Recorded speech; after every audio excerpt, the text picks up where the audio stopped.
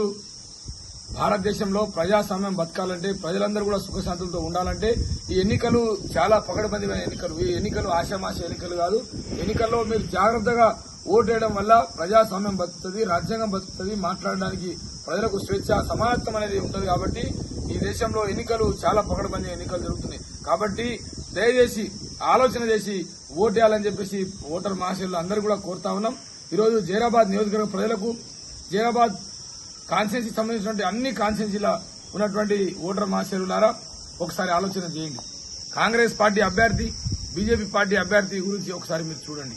Congress party అభ్యర్థి సురేష్ కుమార్ షట్కర్ గారు చాలా మంచి వ్యక్తి, అందరికి కూడా కలుపుకునే వ్యక్తి, అన్నా అంటే నేనున్నాని పలకరించే వ్యక్తి, ఏ అర్ధరాత్రికి ఫోన్ చేసి తలుపు తట్టినా కలిసి ఉండే వ్యక్తి, ఈరోజు నిరంతరం ప్రజల కోసం మాట్లాడే వ్యక్తి, ప్రజాస్వామ్యంలో బతకాలని, ప్రజలందరూ కూడా సుఖశాంతులతో ఉండాలని, అన్ని వర్గాల ప్రజలు మంచిగా ఉండాలి, వీళ్ళందరూ కూడా మంచిగా హాయిగా జీవించాలని ఆయన కోరుకున్న వ్యక్తి. ఈరోజు బీవీ పాటిల్ గురించి మీకు తెలుసు. 10 సంవత్సరాలు ఎక్కడైనా కనిపించిందా? 10 సంవత్సరాలు ఎవరికైనా కలిసిందా? ఒక కార్యకర్తకైనా ఆయన ఏదైనా హెల్ప్ చేసినట్టు ఉన్నదా? లేదు.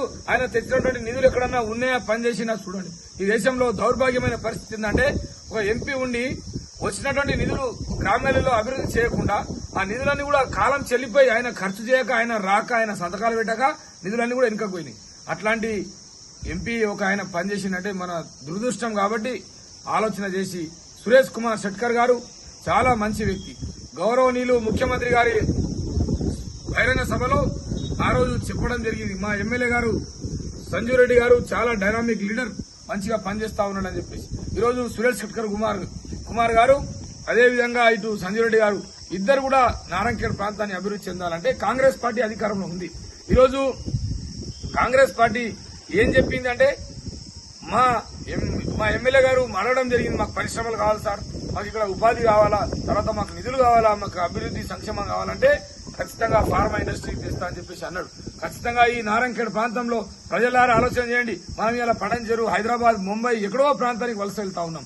అందుకని ఈరోజు వలసలు నివారించడానికి, ఉపాధి అవకాశాలు కల్పించడానికి, ఇక్కడ పరిశ్రమలు రావడానికి కారణం కృషి చేస్తుంది కాంగ్రెస్ ప్రభుత్వం. కాబట్టి మీరందరూ కూడా సురేష్ కుమార్ షట్కర్ గారు చాలా మంచి వ్యక్తి, గౌరవనీయులు. ఆయన ఎంతో పోరాటం చేసినటువంటి వ్యక్తి, పార్లమెంట్ లో తెలంగాణ రావాలని చెప్పేసి కొట్లాడినటువంటి వ్యక్తి, తెలంగాణ కోసం పోరాటం చేసినటువంటి వ్యక్తి. ఈ నారాయణఖేడ్ కు ఎప్పుడు కూడా ఏ రాత్రి ఫోన్ చేసినా వచ్చే వ్యక్తి. కానీ అడ్రస్ లేనటువంటి వ్యక్తులు, స్విచ్ ఆఫ్ చేసే వ్యక్తులు, వాళ్ళ ఫోన్ నంబర్లు, వాళ్ళ ఎక్కడుంటారో వాళ్ళ అడ్రస్ ఉండదు. అట్లాంటి వ్యక్తులకు ఓటేయడం వల్ల ఇలా మీరు ఆలోచన చేయండి, బీజేపీ బీఆర్ఎస్ ఓటేయడం వల్ల ఏమొస్తుంది?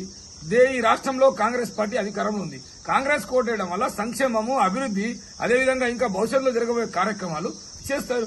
అదే మరి బీఆర్ఎస్ కు బీజేపీకి ఓటేయడం వల్ల ఏమైతుంది? మీ ఓట్లను వృధా అయిపోతుంది తప్ప వాళ్ళు గెలిచే పరిస్థితి లేదు. ఈరోజు సురేష్ షట్కర్ గారు గెలిచిపోయారు, మెజార్టీ కోసం ప్రయత్నాలు జరుగుతా ఉన్నాయి. అందుకని మేము చెప్తా ఉన్నాం, కాంగ్రెస్ పార్టీ నాయకులుగా ఈరోజు మీ ప్రజలకందరూ కూడా చేతులెచ్చి జోడించి చెప్తా ఉన్నాం, దయచేసి మీరు మీ ఓట్లను కాంగ్రెస్ పార్టీకి ఓటేయడం వల్ల అభివృద్ధికి ఇంకా మీరు తోడ్పాటు అవుతారు.